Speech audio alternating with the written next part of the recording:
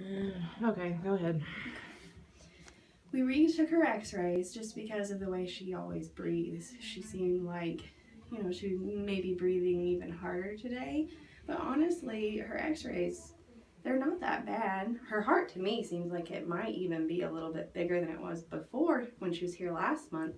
But there's no fluid on her lungs that would explain what's going on. I think her heart's just so big, she only has so much room to expand her lungs. And that's why she's breathing like that all the time.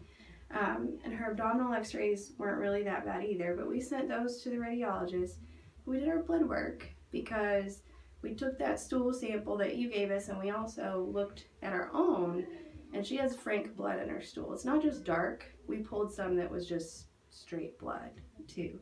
And these older small breed, especially like Maltese Poodle type breeds, are prone to lots of GI issues like gastroenteritis and pancreatitis and things like that. So we did blood work. She was negative for pancreatitis, but her blood work is not good. She is in kidney failure. Her numbers are pretty high.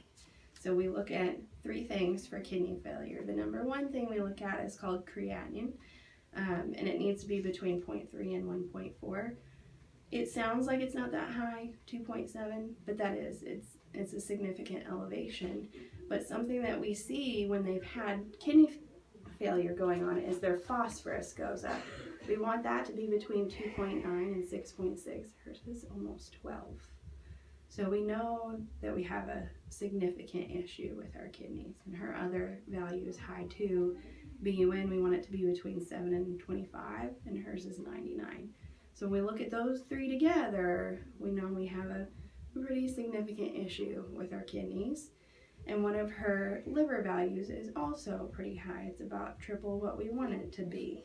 And her electrolytes are out of whack because obviously she's not been feeling well, probably not eating the way she wants to or drinking the way she should. So her electrolytes are out of whack too. But then we do another panel where we look for anemia, infection, dehydration, things like that. She is anemic. She has a mild to moderate anemia. Now, this could be just because it's going with the kidney failure, because kidney failure animals will become mildly anemic. The kidneys make an enzyme that stimulates the bone marrow to make red blood cells. So if your kidneys aren't working, you can become anemic. But I kind of wonder if this is being compounded by whatever is going on right now, because she's got the bloody stool, she's anemic, and her platelets are low too. We want her platelets to be between 200,000 to 500,000, and our machine is reading 29,000. So they're significantly low. That being said, we could have many things going on and working against her in many different ways. We have a GI issue, a gastric bleed, a gastrointestinal bleed, like a hemorrhagic gastroenteritis, where in itself that would need to be addressed pretty aggressively with hospitalization and fluids. We've got this kidney failure, same type of thing, possibly a liver issue. If your liver is not working well, you don't have clotting factors being made the way that they're supposed to. So then we get bleeding there, and we can bleed into the stool, and then lose platelets that way too. So there's many different things that can be going on. And on top of all of this, she's got her significant heart condition. So she is a very, very sick dog. And we can be very aggressive. We can put an IV in her, get some meds going, and send her to the ER and see what we can do. Her prognosis isn't great though, especially because she's had this heart issue and she's had it for a few years.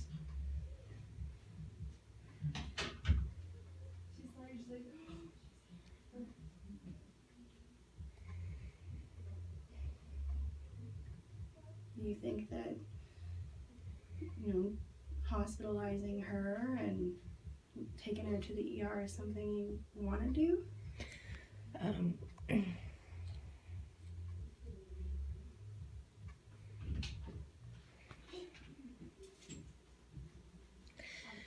how late are y'all open?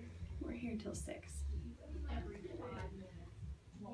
So if you need to, Probably need to call my husband. yeah, you need to take some time, go talk about it, think about it, that's fine.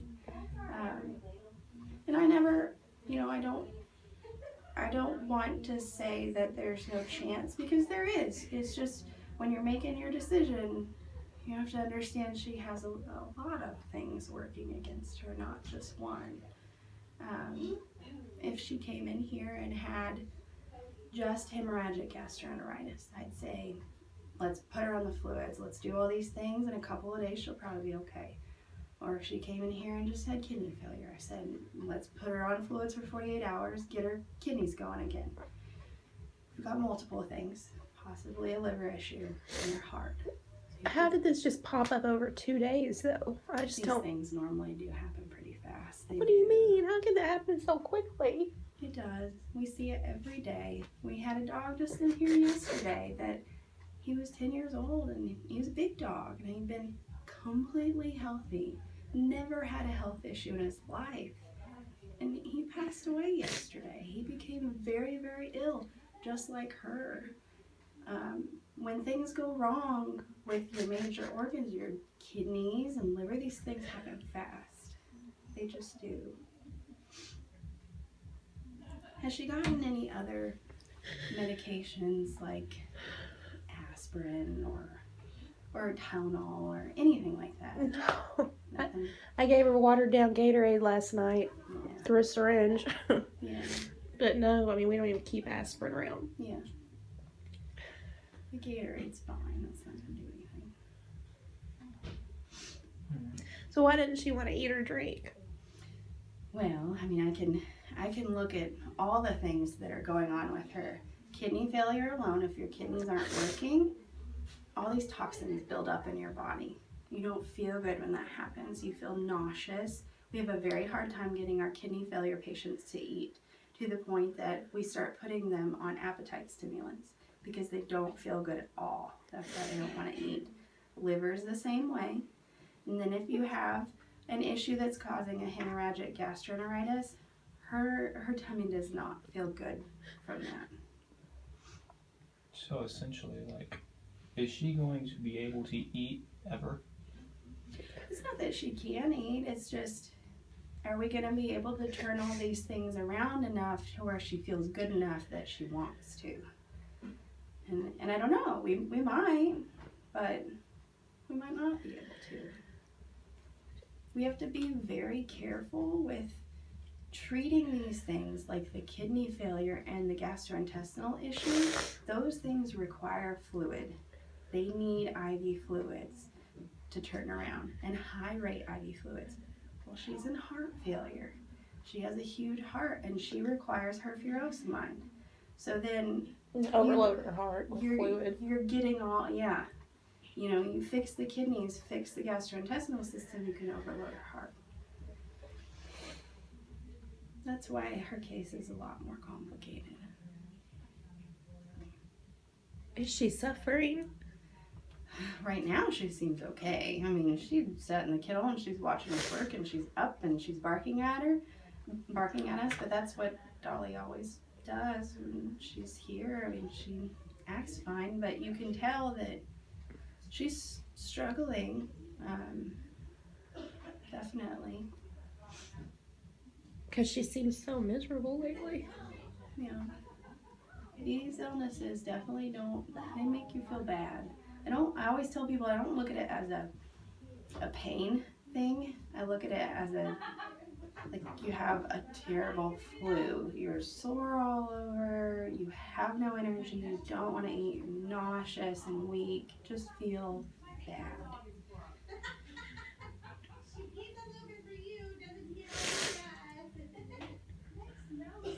Well, if it was your dog, what would you do? Well, like the dog I told you about 2 days ago. That dog, I was all in for trying. Because that dog, the things that we had on our list that could be causing what was going on with him were very treatable. We were thinking maybe he had tick-borne disease or fungal disease, but cancer was one of our choices too. So we went ahead and we were really aggressive with him because he had something that we may have been able to turn around. With these cases, I don't know if I would, if she was mine.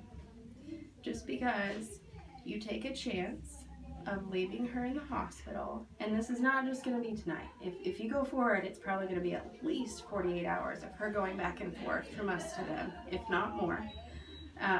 So you take a chance of her spending her last time in a hospital with people that she doesn't know and not feeling good. That's the risk that you take when they're this sick.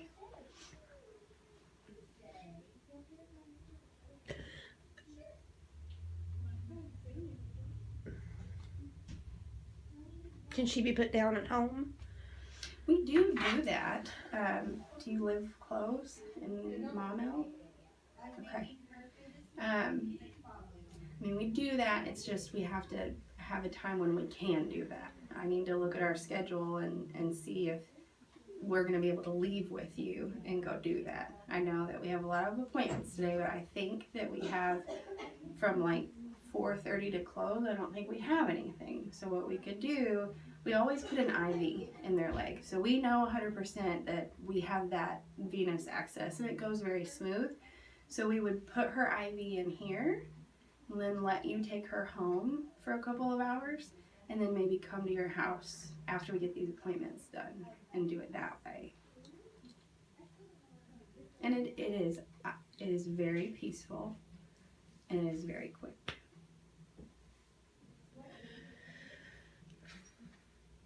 Well, you can call him and you guys can decide.